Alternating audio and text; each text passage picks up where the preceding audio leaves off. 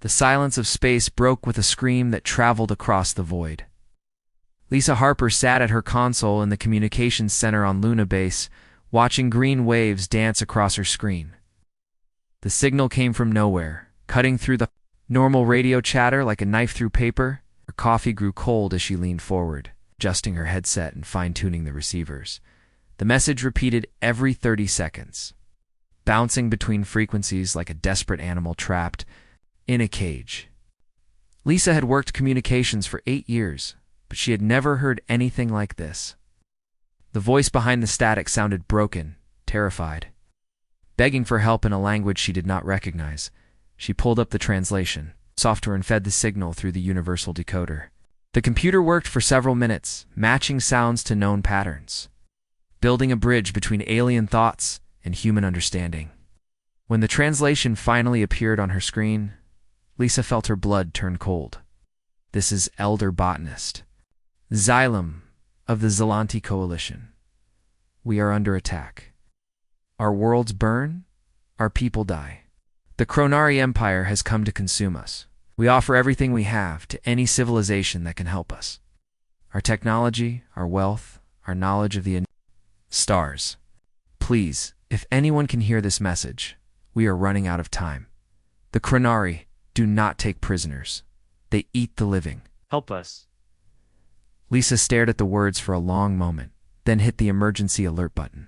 Ow. Red lights flashed throughout the base as her message went out to Terran Command. Within minutes, her console buzzed with incoming calls from officers across the solar system. Admiral Jake Morrison was drinking his morning coffee when the alert reached his quarters aboard the UES Vengeance. The massive ship hung in Earth's orbit. Like a steel mountain, its hull scarred from battles fought in distant systems. Morrison had commanded the Third Fleet for 5 years, leading them through the Outer Rim conflicts where humanity first learned they were not alone in the universe. Read the decoded message 3 times before calling his senior staff. Captain Nina Rodriguez arrived first, her dark eyes sharp with interest. Commander Pete Jackson followed, still pulling on his uniform jacket. Chief Medical Officer Dr. Amy Wells hurried in last, carrying a tablet loaded with preliminary data. Do we know about these species? Morrison asked, settling behind his desk. Dr. Wells consulted her tablet. The Zelanti Coalition appears to be a peaceful trading alliance. Our deep space probes picked up some of their commercial transmissions last year. They seem to be plant-based life forms, highly advanced in biotechnology, but with minimal military capability. And the Kronari. Unknown until now. But based on this message, they sound like predators. Reference to eating the living suggests they may be a carnivorous species that preys on other intelligent life. Urson stood and walked to the observation window. Earth turned slowly below, blue and white and beautiful. Humanity had spread to a dozen worlds in the past century, building colonies and trading posts across local space. They had fought wars with alien raiders and defended their territory against aggressive neighbors, but they had never encountered anything like this. How far away is the Zelanti system? He asked. Commander Jackson pulled up a star chart on the main display. 3 months at maximum warp, sir. It's in the Andromeda sector, beyond our normal patrol range. 3 months. Morrison turned back to his officers. By the time we get there, these Zelanti could all be dead. Or they could be fighting for their lives, Captain Rodriguez said. They're still broadcasting. They're still alive. And if they're offering their entire treasury for help, they must be desperate. Morrison walked back to his desk and sat down heavily. Command would want to discuss this for weeks. They would form committees and hold meetings and debate the political implications of getting involved in an alien war. Meanwhile, an entire civilization might be getting eaten alive. Sir, Dr. Wells said quietly, we've always said that humanity fights for more than just territory or resources. We fight for principles. For the idea that intelligence and civilization deserve to exist. Morrison looked at each of his officers in turn. These were people who had followed him through hellish battles, who had seen the worst that the galaxy could offer, and still chose to serve. If he asked them to fly into unknown space to fight unknown enemies, they would do it without question. Communications. Get me a direct line to Admiral Hayes at Terran Command, he said. The conversation with command lasted 2 hours. Admiral Hayes wanted to know about fleet readiness, supply lines, and political consequences. She asked about the risk to human lives and the possibility of retaliation against Earth. Morrison answered every question honestly, but he kept coming back to the same point. They asked for help, he said. They're being murdered by predators, and they asked for help. What does it say about us if we ignore that? In the end, it came down to a vote by the Defense Council. 5 admirals deciding the fate of an alien species they had never met. The vote was close, 3 in favor, 2 against. Morrison got his authorization to deploy the Third Fleet, but with strict conditions. No unnecessary risks, no provocative actions. Assess the situation first, then act accordingly. Morrison smiled as he signed off the communication. His officers had waited in the corridor during the entire call, and they filed back in when he opened the door. "We're going?" Captain Rodriguez asked. "We're going? Alert all ship commanders. I want the fleet ready to depart in 48 hours. Full combat loadout, extended mission supplies." Commander Jackson grinned. "The boys are going to love this. We've been sitting in orbit for 6 months with nothing to do but run drills." "This isn't a drill," Morrison said. "We're flying into a war zone to fight enemies we know nothing about. Make sure everyone understands that." As his officers left to prepare their ships, Morrison returned to the observation window. Somewhere in the darkness between stars, people were dying, calling for help that might never come. But humanity had heard their call, and humanity was coming. The Third Fleet began to move. The UES Retribution cast a shadow across the shipyard as Admiral Morrison transferred his flag from the Vengeance. The massive dreadnought stretched over 2 kilometers from bow to stern, its black hull bristling with weapons that could crack a moon in half. Morrison stood on the bridge. Watching his fleet assemble around him like wolves gathering for a hunt, 12 capital ships formed the backbone of the Third Fleet. Each one carried enough firepower to level a city, manned by crews who had learned to fight in the brutal conflicts of the Outer Rim. The battleships took position in formation, their names reflecting humanity's violent history: retribution, devastation, annihilation. Wrath, Captain Nina Rodriguez commanded the destroyer squadron from the bridge of the UES Havoc. Her ship was smaller than the dreadnoughts, but faster and deadlier at close range. 40 destroyers moved through space like hunting sharks, their crews eager for action after months of patrol duty. Rodriguez had fought in more battles than any other captain in the fleet. Earning her reputation in the savage war against the hegemony pirates, she stood at her command station studying the tactical display. Her destroyers were organized into 4 squadrons of 10 ships each. The names on her screen read like a list of deadly weapons: Havoc, Fury, Vengeance, Striker, Hunter, Predator, Reaper, Slaughter, Killer, Death. "Captain," her communications officer called out, "Commander Jackson is requesting permission to form up his frigate wings." Rodriguez nodded. "Tell him to proceed. Remind him that we're not running exercises anymore." Commander Pete Jackson smiled as he read the message aboard the UES Wildfire. His frigate wings consisted of 60 ships, smaller and faster than the destroyers, but packed with advanced weapon systems. The frigates served as the fleet's scouts and raiders, designed to strike hard and disappear before the enemy could respond. Jackson had handpicked his frigate captains from the best officers in the fleet. Each wing contained 20 ships, and each ship carried a crew of specialists trained in electronic warfare, precision strikes, and deep space reconnaissance. The frigate names reflected their role as humanity's hidden blade: Wildfire, Shadow, Ghost, Viper, Dagger, Razor, Blade, Fang. "All wings report ready for departure," his tactical officer announced. "Good," Jackson replied. "Signal the fleet. The Wildfire Squadron is ready to hunt." In the medical bay of the flagship, Dr. Amy Wells reviewed the briefing materials that had arrived from Earth. The information about the Zelanti coalition painted a picture of a peaceful civilization that had never known war. Their ships were designed for exploration and trade, not battle. Their weapons were tools for mining and construction, not killing. The Zelanti themselves appeared to be plant-based life forms, standing nearly 3 meters tall, but weighing less than a human child. Their bodies were composed of flexible organic material that could photosynthesize energy from sunlight. They had no bones, no blood, no internal organs that humans would recognize. They reproduced through spores and lived for centuries, spending their time studying science and creating art. They're completely defenseless, Dr. Wells said to her medical team. Their entire civilization is built around cooperation and growth. They probably don't even understand the concept of predation. The files on the Kronar Empire told a different story. The intelligence reports were incomplete based on intercepted communications and long-range sensor data. But the picture they painted was terrifying. The Kronari were massive predators, standing over 8 feet tall and weighing as much as a small vehicle. Their bodies were covered in natural armor plates, and their limbs ended in claws that could tear through steel. Their apex predators, Dr. Wells continued, everything about their biology is designed for hunting and killing. They have redundant organ systems, regenerative tissue, and a metabolism that requires fresh meat. Not just any meat. The intelligence report suggests they specifically hunt sentient species. Her assistant, Lieutenant Karen Stone, looked up from her tablet. Right. Sentient species. Unknown. But the pattern is clear. Every species the Kronari have encountered has either been consumed or enslaved. They don't negotiate. They don't trade. They hunt.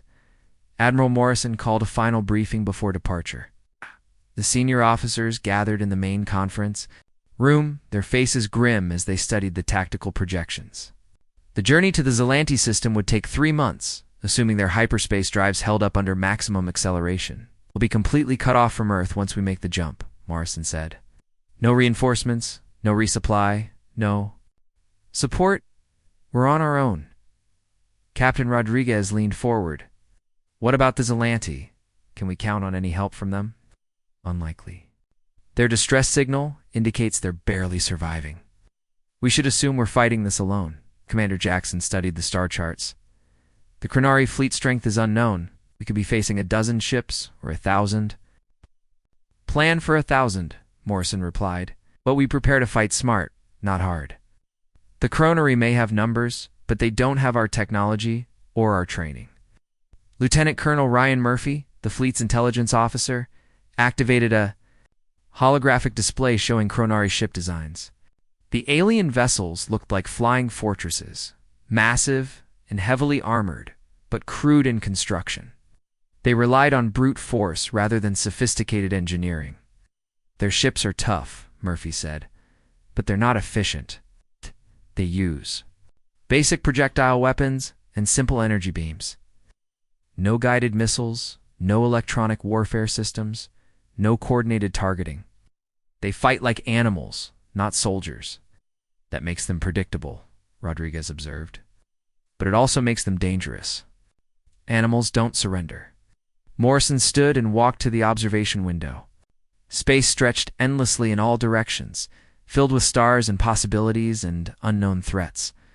Somewhere out there, the Zelanti were dying. Somewhere out there, the Kronari were hunting. Gentlemen, ladies, he said, turning back to his officers, we're about to become humanity's first deep space expeditionary force. What we do in the next few months will determine how the galaxy sees our species for generations to come. The officers filed out to prepare their ships. Within hours, the Third Fleet would jump to hyperspace and begin the long journey to an alien war. Morrison remained on the bridge watching the final preparations. Supply ships moved between the warships, loading ammunition and provisions. Fighter squadrons performed last-minute checks on their equipment. Engineering crews ran final diagnostics on the hyperspace drives. The communications officer approached him. Sir, we're receiving a transmission from Luna Base. They're still monitoring the Zelani distress signal. Any change? The signal is getting weaker, and there are long gaps between transmissions now. Morrison nodded grimly. Time was running out for the Zelanti. But humanity was coming, and they were bringing the most lethal fleet ever assembled. The Third Fleet would answer the call for help, no matter the cost. The jump to hyperspace began with a flash of light that could be seen from Earth. The Third Fleet dropped out of hyperspace into hell. Admiral Morrison gripped his command chair as the main screen filled with images of destruction. Burning debris drifted through space where orbital stations had once housed millions of Xylanti, civilians. The remains of evacuation ships tumbled end over end, their hulls ripped open like torn paper. "Jesus Christ," whispered Captain Rodriguez from her position at the tactical station. "What did they do to these people?" Morrison counted 16 massive ships moving through the system like predators hunting wounded prey. The Chronari vessels were ugly things, built like flying bricks, with weapon ports covering every surface. They moved in loose formation, firing at anything that showed signs of life. "Communications, try to raise the Xylanti," Morrison ordered. "Tactical?" "And get me a tactical analysis of those enemy ships." Lieutenant Colonel Ryan Murphy worked at his intelligence station, scanning the Chronari fleet with every sensor the humans possessed. The alien ships were huge, each one the size of a small city. Their hulls showed battle damage from previous conquests, scorched metal and crude repairs that spoke of endless warfare. Admiral Murphy called out, "I'm reading massive energy signatures from those ships. They're not just warships, they're mobile bases, designed for long-term operations far from home." On the destroyer Havoc, Captain Rodriguez studied her tactical display. The Chronari ships moved in predictable patterns, following simple search grids as they hunted for survivors. No coordination beyond basic pack behavior. No sophisticated maneuvers or tactical formations. "They fight like animals," she muttered to her weapons officer. "Big, stupid animals." The communications array crackled with an incoming transmission. The voice that emerged was weak and filled with static, but unmistakably alien. Morrison listened. As the universal translator converted the sounds into words he could understand, "Unknown vessels. This is Elder Botanist Xylan speaking from Research Station Kepler 7. We are hidden in the asteroid belt. Please identify yourselves. Are you here to help us?" Morrison activated the fleet communications system. "Elder Xylem, this is Admiral Jake Morrison of the Terran Defense Fleet. We received your distress signal. We're here to help." The silence that followed lasted for nearly a minute. When Xylem spoke again, his voice trembled with emotion.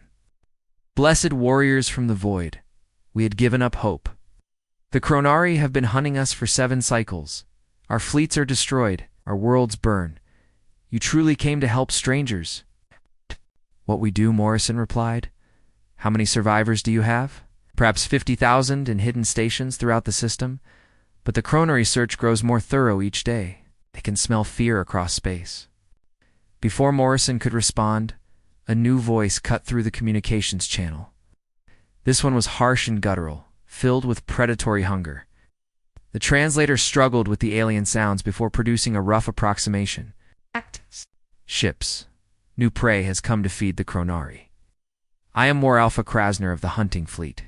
You will surrender your vessels and prepare to be consumed. Your bones will feed our young." Morrison looked around his bridge at officers who had fought in a dozen battles across human space. Not one of them showed fear. Captain Rodriguez actually smiled at the threat. Commander Jackson laughed out loud from his position monitoring the frigate squadrons. "War Alpha Krasner," Morrison replied calmly. "This is Admiral Morrison. You have attacked a peaceful civilization and committed genocide against innocent people. Withdraw from this system immediately, or face the consequences." The alien's response came in the form of harsh laughter that sounded like grinding metal. "Soft prey gives orders to the Chronari. Your ships look fragile.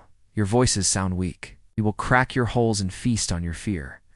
Murphy's scanners picked up movement from the Chronari fleet. The massive ships were turning toward the human formation, their weapon systems powering up. Energy readings spiked across the electromagnetic spectrum as the aliens prepared for battle. Admiral Murphy reported the Chronari used basic projectile weapons and crude energy beams, no guided missiles, no electronic warfare capability. Their targeting systems appear to be entirely manual. Morrison studied the tactical display. 16 enemy ships against his fleet of 112. The Chronari vessels were individually larger and more heavily armored, but they were also slower and less maneuverable. More importantly, they showed no signs of advanced tactical thinking. They're used to fighting prey, he said to his staff. Victims who run instead of fighting back. They've never faced a real military force. Dr. Amy Wells monitored the communications from her medical station, analyzing voice patterns and stress indicators. Dezelanti transmissions showed classic signs of trauma and exhaustion. But underneath the fear, she detected something else. Hope. For the first time in months, the survivors believed they might live through this nightmare. The coronary communications told a different story. War Alpha Krasner's voice carried the confidence of a predator that had never met serious resistance. The casual way he discussed consuming humans suggested this was routine for his species. They hunted sentient beings the way humans might hunt deer. "Captain Rodriguez," Morrison called out, "take your destroyer squadron and begin evacuating Zelanti survivors." "Commander Jackson, I want your frigates to provide escort and reconnaissance." "What about the Kronari?" Rodriguez asked. Morrison smiled. "Grimly, leave them to me." Elder botanist Silam's voice came through the communications again, filled with wonder and disbelief. "Admiral Morrison, your ships are moving to protect us. But the Kronari are apex predators. They have consumed dozens of species across the galaxy. They know only hunger and conquest." "Ain't they about to learn something new?" Morrison replied. "They're about to learn what happens when predators meet soldiers." The Kronari fleet began to accelerate toward the human formation. War Alpha Krasner's ship spread out in a hunting pattern, intending to surround their prey and close in for the kill. It was a tactic that had worked against every species they had encountered. But humans were different. Humans had spent their entire history fighting predators. First on Earth, where every shadow might hide a saber-toothed cat or hungry bear. Then in space, where pirates and raiders had tried to prey on human colonies. Each time humanity had responded the same way, not with fear or flight, but with organized violence and calculated destruction. Morrison watched the enemy approach and felt no fear, only anger at what these creatures had done to peaceful beings who had never hurt anyone. The Kronari thought they were hunting prey. They were wrong. They were about to become prey themselves. "All ships," Morrison announced over the fleet communications. "Prepare for battle.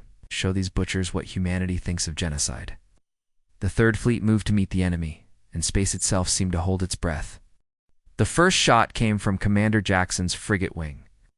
The EU's Wildfire fired a single railgun round that crossed 3 million kilometers in seconds and punched through the hull of a Kronari cruiser like a hot knife through butter. The alien ship shuddered but kept coming, its thick armor absorbing damage that would have destroyed a human vessel. "Direct hit," Jackson reported from his bridge.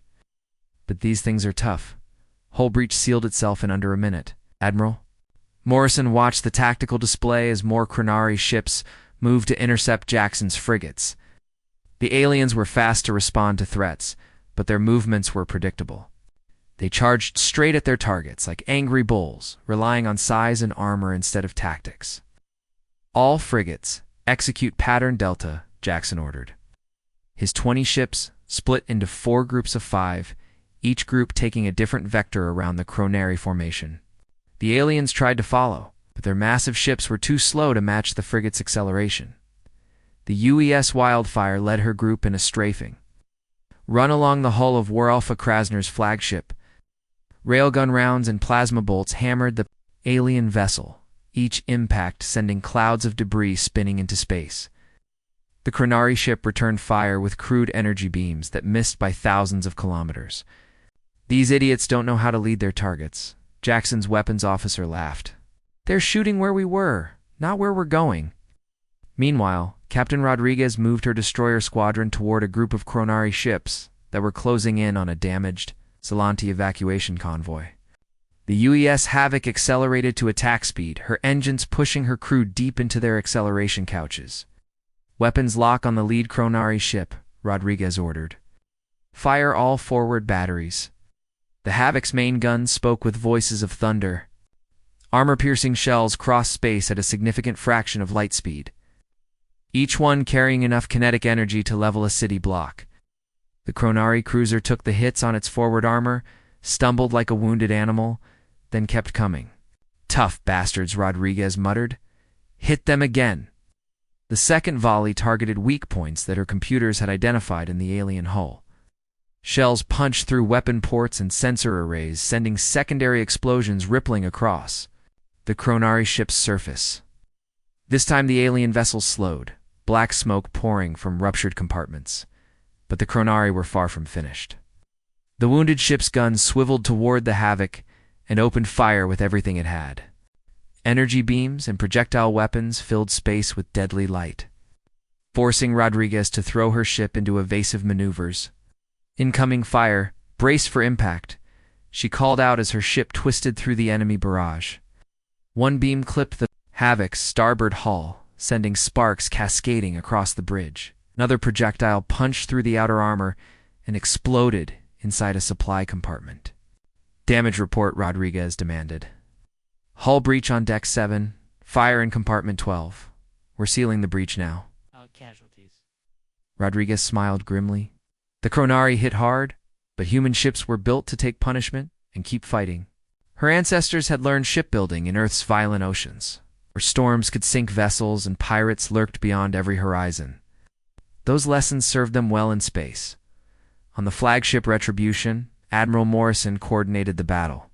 While his capital ships engaged the main Chronari fleet, the enemy came at them in a ragged line, 16 massive ships against 12 human dreadnoughts. The aliens had numbers and size, but the humans had something more important. They had discipline. "All ships maintain formation," Morrison ordered. "Concentrate fire on the lead vessels.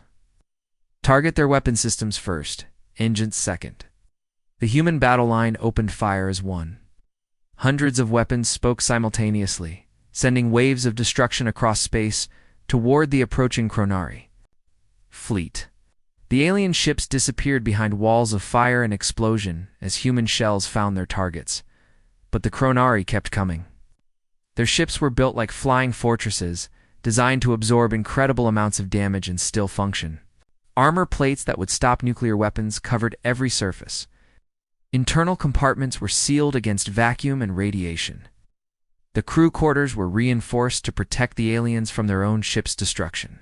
Were Alpha Krasner's flagship took dozens of direct hits but continued to advance. The massive ship's guns returned fire, sending crude but powerful energy beams toward the human fleet. One beam struck the dreadnought Annihilation, overloading her forward shields and scorching her hull armor. "They pack a punch," Morrison admitted to his tactical officer, "but they can't aim worth a damn." Lieutenant Colonel Murphy analyzed the enemy fire patterns from his intelligence station. The Chronari weapons were powerful, but completely unguided. They fired in straight lines toward their targets, making no allowance for movement or evasive action. Against stationary prey, the weapons would be devastating. Against maneuvering warships, they were almost useless. "Admiral, I'm seeing a pattern in their tactics," Murphy reported. "Are used to fighting victims, not soldiers. They expect their targets to run or hide, not fight back." Morrison nodded. "Then let's give them something they don't expect." He opened communications to the entire fleet. "All ships execute Battle Plan Alpha. Let's show these butchers how humans fight." The human fleet suddenly changed formation. Instead of maintaining a defensive line, the ships scattered in all directions like an exploding flower. Destroyers accelerated toward the flanks of the Chronari formation while frigates darted between the massive alien ships like angry wasps.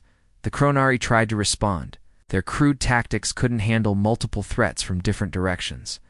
Ships that turned to engage destroyers on their left flank exposed their right sides to frigate attacks. Vessels that tried to target the fast-moving frigates left themselves open to bombardment from the human. The battle from her medical station while treating the first casualties from the engagement. The injured were few, mostly minor wounds from equipment failures and system overloads. Human ships were well designed to protect their crews even. Under heavy fire, she also monitored communications from the Zelanti survivors. Elder botanist. Zelance's voice carried wonder and disbelief as he watched the battle unfold. "Blessed warriors. Your ships dance through space like living things. The Chronari cannot touch you. In 7 cycles of warfare, we have never seen the Predators confused and afraid. Wells smiled as she bandaged a technician's burned hand. The Zelanti were plant-based. Life forms who had never experienced warfare. To them, the sight of humans fighting must seem like magic. Ships that moved with purpose and precision. Weapons that hit their targets every time. Tactics that turned the enemy's strength against them. But to the humans, this was just another day at the office. They had been fighting since their species crawled out of Earth's oceans. They had faced predators and pirates, raiders and conquerors. Each battle had taught them new lessons about survival and victory. The Chronari were learning those lessons now, whether they wanted to or not. Rolfa Krasner's voice cut through the communications channel. It's no longer filled with arrogant confidence. Now it carried anger and confusion. Impossible. Prey does not hunt predators. Prey runs and hides and dies. What are you? Admiral Morrison's response was cold and clear. We're humans, and we don't run from bullies. The space around the Zelante system filled with new hyperspace signatures as more Chronari ships arrived. Admiral Morrison counted the incoming vessels on his tactical display and felt his jaw tighten. 43 additional ships dropped out of hyperspace, their massive hulls scarred from countless battles across the galaxy. Admiral Lieutenant Colonel Murphy called from his intelligence station. I'm detecting transmissions between the new arrivals and War Alpha Krasner's fleet. They're coordinating some kind of response. Morrison studied the enemy formations. As they merged into a single massive armada, nearly 60 Chronari ships now faced his fleet, each one the size of a human city. The odds had shifted dramatically against the humans, but Morrison felt no fear. He had fought worse odds before. Captain Rodriguez, status report on your squadron, he requested. Rodriguez's voice came through clearly, despite the battle raging around her. We've disabled 8 Chronari ships and rescued about 12,000 Zelante survivors. But these new arrivals are trying to cut off our escape routes. Commander Jackson's frigates darted through the expanding battle zone like deadly insects, striking at Chronari ships before disappearing into the asteroid field. His tactics were working, but the sheer number of enemy vessels was becoming overwhelming. Admiral, we need to consider withdrawal, Jackson reported. My ships can't keep this up indefinitely. But Morrison was not ready to retreat. Something about the Chronari communications bothered him. The new fleet commanders were arguing with War Alpha Krasner, their voices carrying anger and something that sounded like fear. Murphy, are you getting translations of those Chronari transmissions? Yes, sir.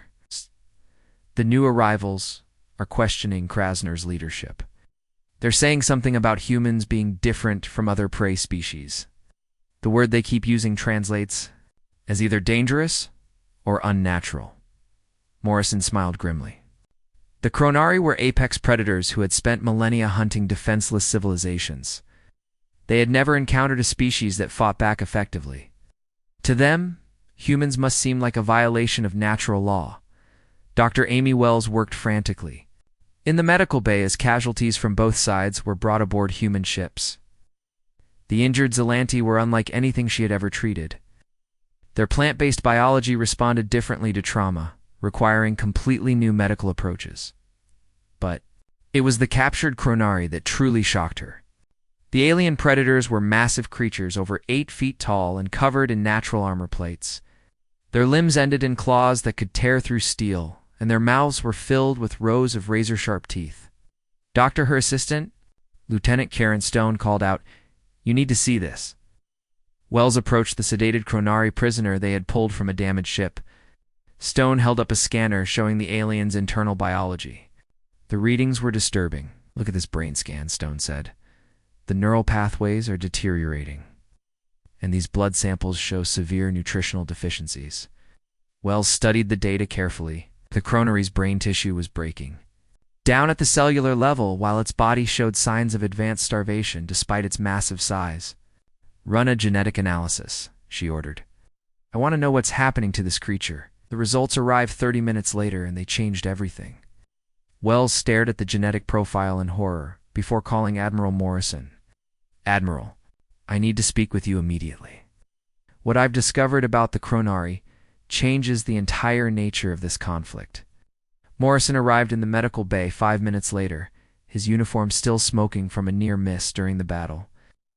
Showed him the scanner readings and genetic analysis. "The Chronari are dying," she said bluntly. "Their entire species is suffering from a genetic condition that requires them to consume sentient beings to survive. Without that specific type of nutrition, their brains deteriorate and their bodies shut down." Morrison stared at the readings. "You're saying they have to eat intelligent life forms, or they die?" "Exactly. But it's worse than that." "What?" "The condition is progressive. They need to consume more and more sentient beings over time, or the deterioration accelerates.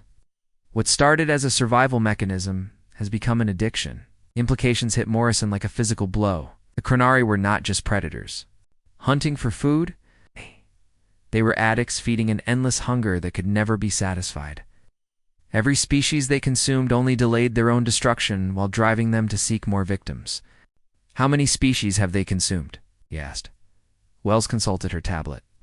"Based on the genetic markers in this specimen system, I count at least 47 different intelligent species. Admiral, they've been eating entire civilizations." Morrison returned to the bridge with a new understanding of his enemy. The Chronari were not evil in the human sense. They were trapped in a biological nightmare that forced them to commit genocide to survive. But that knowledge did not change what had to be done. "Murphy, I want you to analyze every Chronari transmission we've intercepted. To other star systems, other conquered species. I want to know the full scope of their empire." Murphy worked for an hour before delivering his report.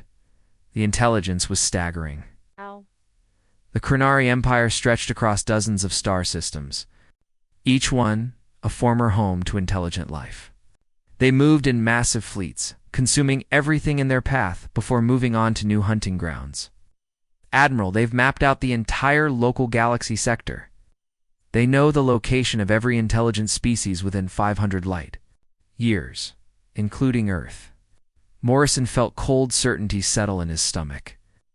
The Chronari had not attacked the Zelanti by chance. They were working systematically through a list of targets, consuming each civilization before moving to the next. Humanity was on that list. "Sir," the communications officer called out, "I'm receiving a transmission from Worrelfa Krasner. He's requesting to speak with you directly." Morrison nodded. "Put him through." The alien's voice filled the bridge, no longer arrogant, but filled with desperate hunger. "Human Admiral Morrison, you fight better than expected. But you cannot change what we are. We must feed. It is our nature." "Then change your nature," Morrison replied coldly. "It's impossible. We are what the universe made us. Predators, hunters. We have consumed 47 species across the stars. Your Earth will be the 48th. Morrison looked around his bridge. At officers who had heard the same threat, their faces showed no fear, only determination. Earth had created humanity through endless struggle and conflict. Every predator on their homeworld had tried to eat humans at some point. None had succeeded. "Krasner, you made one mistake in your calculations." "What mistake?" Morrison smiled without humor. "You assume we're prey. We're not. We're Earth's apex. Predator. And we've been waiting our entire history to meet something like you." He cut the transmission and turned to his tactical officer. "Signal the fleet. All ships are to implement Hunter Protocol. We're not just defending the Zelanti anymore. We're going hunting." The Third Fleet changed formation once again, but this time they were not reacting to Chronari movements. They were taking the initiative. Human ships spread out through the system like a net. Surrounding and isolating Chronari vessels, the predators were about to become prey. The asteroid belt became a graveyard of Chronar ships. Admiral Morrison watched from his command chair as the UES Retribution led the final assault against Worrelfa Krasner's mobile fortress. The massive alien ship hung dead in space, its hull cracked open like a broken egg, atmosphere and debris streaming from dozens of breaches. "Target the command center," Morrison ordered. "End this." The Retribution's main guns fired in perfect synchronization. Armor-piercing rounds crossed the void and punched through the Chronari flagship's central structure. Secondary explosions rippled across the alien vessel's hull as internal systems overloaded and failed.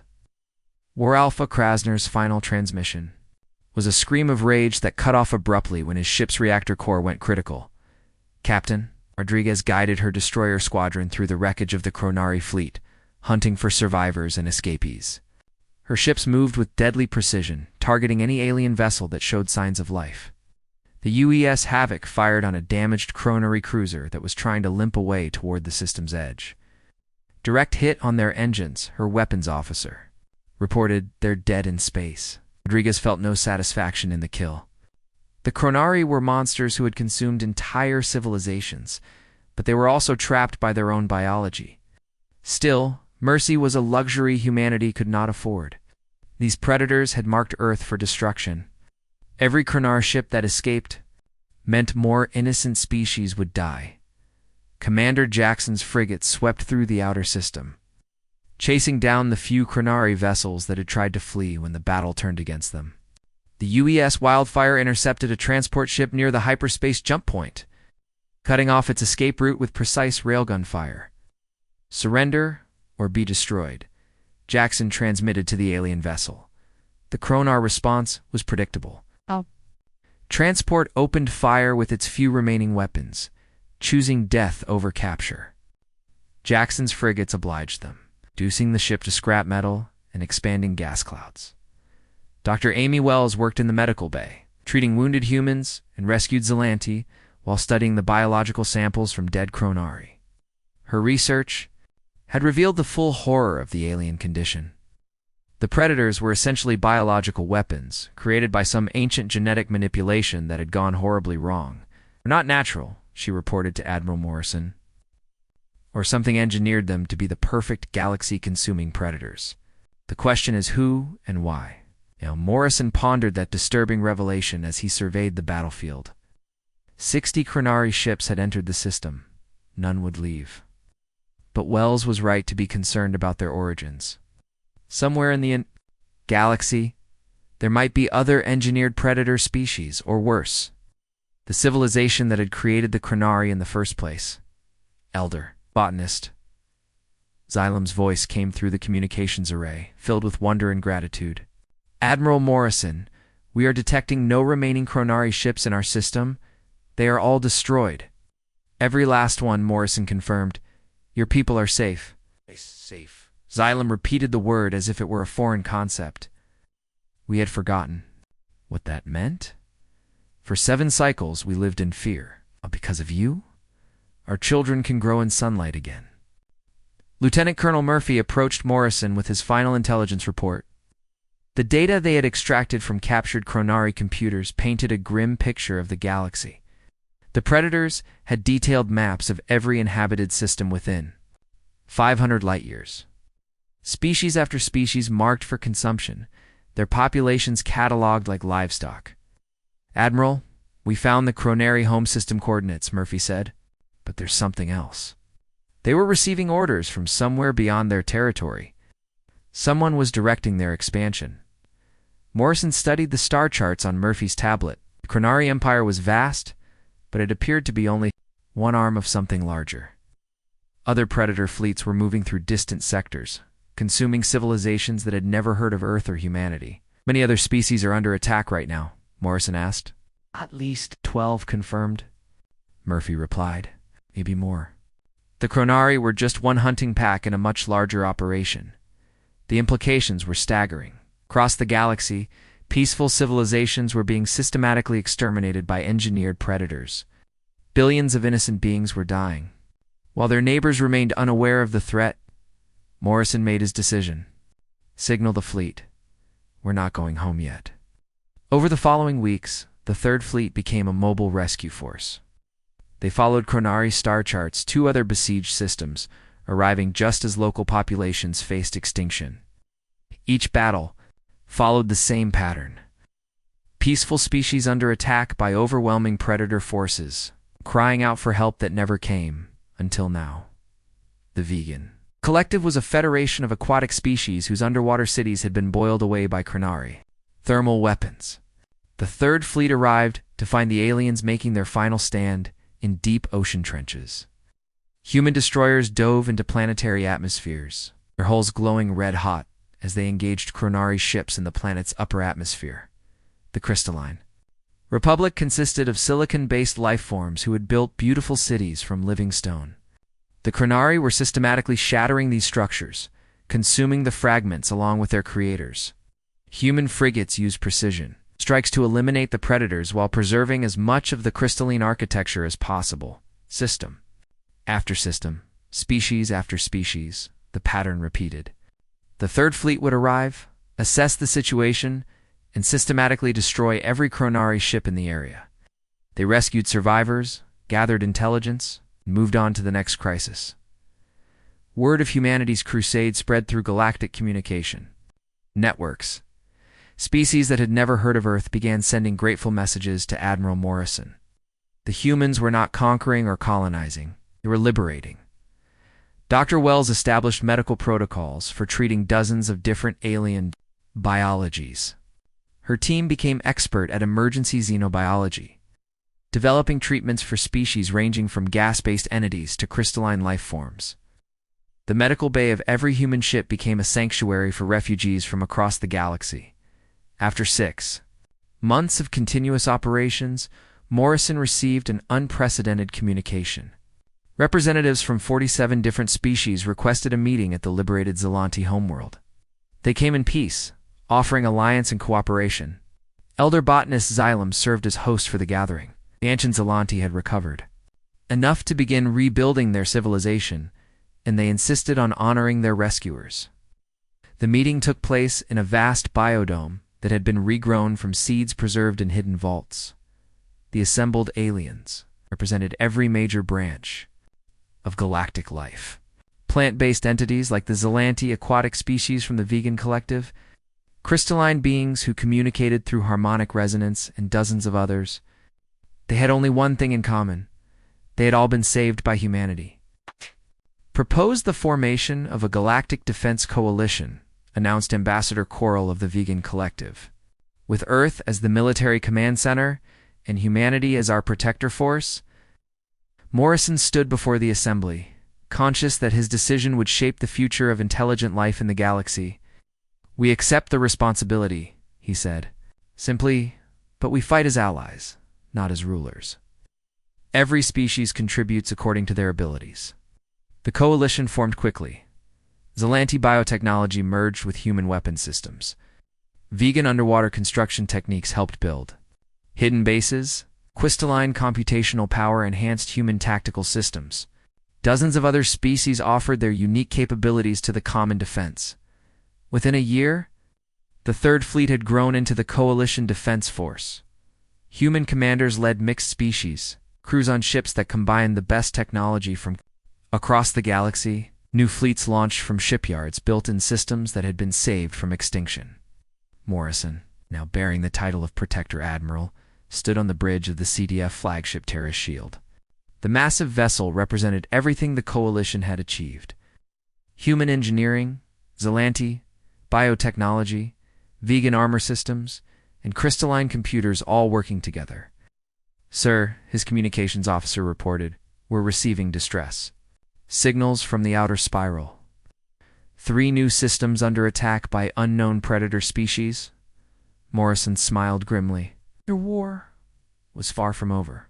Somewhere in the darkness between stars, other engineered predators hunted peaceful civilizations, but they would find something waiting for them now. They would find humanity and its allies, united in defense of life itself. "Signal the fleet," Morrison ordered, at a set course for the outer spiral. Time to go hunting again.